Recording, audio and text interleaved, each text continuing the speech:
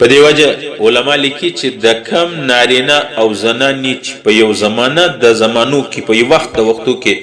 نکاح کول جائز وي د هغو پرده فرض ده. د ماما لور، د خاله لور، د ترورو د تروري لور، د اکا لور، د دې ټولو څه د خوښینې څه د دې ټولو څه پرده فرض ده. په دې وجه نبی علیه الصلاة والسلام دا تره د ورېندارې څه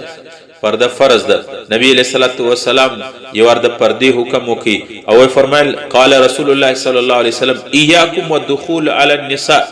په زنانو باندې مه ورځئ بې پردې. فقال رجل من الانصار، یو انصاري صحابي پوښتنه وکړه یا رسول الله افرأیت الحمو، د لیوره په باره کې څه وایه؟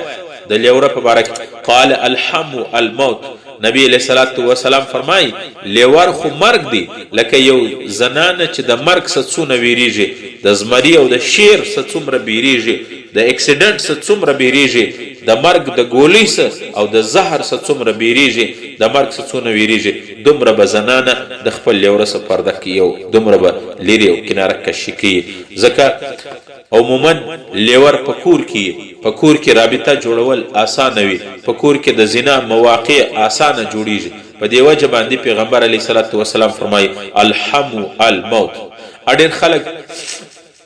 دا خبره کوي چې زما زړه صفا دي، زنانې هم دا وایي چې پلاني اغا ته پلاني لالا ته نو زه په بد نظر به څنګه ګورم. نارینه هم وایي چې دا زما ورېندار د دی ده لکه زما خور، زما د نو ملا ماته سي چې زه به خور ته او د خپل ورېندار ته به په بد نگاه ګورم. عزیزانو دا شیطانی دلیل دی، دا د شیطان دلیل دی. تاسې ماته ووایست رسول الله صلی الله علیه وسلم خدمت ته حضرت انس ابن مالک رضی الله عنه خپل مور پلار د پیغمبر خدمت ته وقف کی. هغه کوچنی ماشوم ولود اتو نو کالو چې د پیغمبر علی السلام د کور او د بیبیګانو د نبی علی السلام ازواج مطهراتو د کور خاص خادم بو خدمت به کوي، کمرې به جارو کولې، صفائی به کوله او لوش به برتنان به ډکول، جاړو به لگاوي. د پیغمبر علیه السلام د کور ازواج مطهرات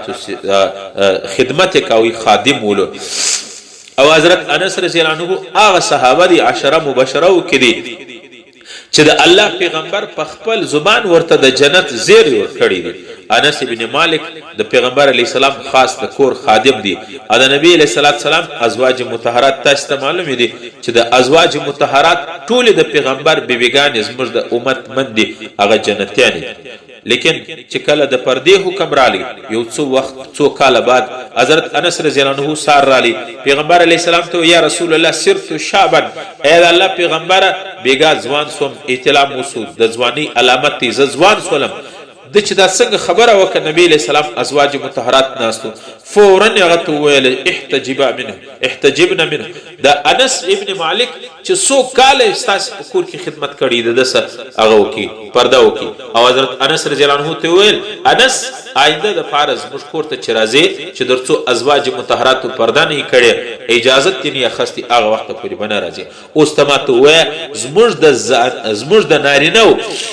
زموږ د ځوانانو زړونه به ډېر صفای که حضرت انس رضی الله عنه هغه صحابي رسول دی، هغه جنتی دی یقیني. او زموږ د زنانو زموږ د ورېندارګانو زړونه به ډېر صفای که به د نبی علیه السلام د ازواج مطهراتو د عایشې زړه به ډېر صفای که زما استاد ورېنداري د حضرت ام سلمہ، د حضرت میمونه، د حضرت جویریه، د حضرت ماریا، د حضرت حفصه، د دې حضرت زینب بنت جحش، حضرت زینب بنت خزیمه، حضرت صفیه رضی الله عنها د نبی علیہ السلام ازواج مطهرات د دوی زړونه به ډیر صفای که زما استاد ورېنداري زړه ډیر صفای. په دې وجه دا شیطانی دلیل دی چې زه پلانی لالا ته په بد نظر نه ګورم او لیور وای زه ورېنداري ته په بد نظر نه ګورم، دا شیطانی دلیل دی. پیغمبر علیه السلام لیوره ته مرګ ویلی دی، مرګ. په دې وجه باندې عزیزانو پرده یو اهم حکم دی د الله. او دا نبی علیہ السلام یو حدیث کې وایي دوه قسم انسانان جهنميان. قال صلی الله علیه وسلم صنفان من اهل النار لم اراهما. پیغمبر علیہ السلام وی دو صنف دو ډلې جهنميان دي. قوم معهم سیات كاذناب البقر يضربون بها الناس. یو قوم به هغه سره به لرګي او کوتک به ورسره خلق ډنډې به ورسره خلق به شړی خلق به وهي او ډبوي که اذناب البقر لکه د غواګانو لکۍ داسې ډنډې به ورسره و نساء او دویمه ډله جهنمیان چې دي پیغمبر علیه السلام هغه زنانې دي نساء کاسیات عاریات ممیلات مائلات رؤوسهن كأسنمة البخت لا يدخلن الجنة ولا يجدن ريحها وإن ريحها ليوجد من مسيرة كذا وكذا پیغمبر علیه السلام فرمای دویم هغه زنانې دي کاسیات عاریات چې د لباس د کپڑے د جوړې اچولو باوجود جوړې اغوستي وي کپڑے اغوستي وي دغه باوجود پکې ننګه او لڅ پکې ښکاری لکه د نن سبا جالیدار کپڑے چې زنانې اوري اغوندي تر نیمایه پوری تر بغلو پوری بیشتا بدن ټوله معلومیږي دغه پړې لستونی نه حتی چې د بغلونه له معلومیږي حتی سینې او هغه معلومیږي سینې داسې کپڑے اچولي دي چې بدن یې ټول پکې ښکاره کیږي یا دومره چست او تنګ لباس چې د اعضاو بناوټ د اعضاو جوړښت پکې معلومیږي پیغمبر علیه السلام دا زنانی مائلات ممیلات خلق ځان ته مایلي دوی خلکو ته مایلي او د سرو بیشتان به پر دې سر باندې داسې غونډ تړلي داسې به سر راغوټه کړي که اسنمة البخت لکه د بختي وشانو بوک د اوښ بوک دا سرونه به داسې تړلي تاسې زموږ خپله معاشرت ته نن وګورئ دا سته که نه لا يدخلن الجنه رسول الله وایي دغه زنانې جنت ته به هرگز داخل نسی ولا یجدن ریحها او دا به د جنت خوشبو محسوس هم نه کې وبه نه میندي و ان ریحها او پیغمبر علیه السلام وایي د جنت خوشبو تر دومره لیرې پورې ځي په دې وجه عزیزانو پرده یو اهم ضروري امر دی نن سبا خو د بې پردګۍ بازار داسې ګرم دی چې خبرې سکه په لاس روبړونه چې د چاته مخ ښکاره کول حرام وي د هغو سره خبرې د هغو سره مجلسونه د هغو سره په لاس باندې روبړ کړي نارینه هم دا محسوس صحیح نه پیغمبر علیه الصلاة والسلام فرمای لأن يطعن في رأس أحدكم بمخية من حديد خير له من أن يمس امرأة لا تحل له پیغمبر علیه السلام وایي د وسپنې میخ د یو چا په سر کې ټک وهل سي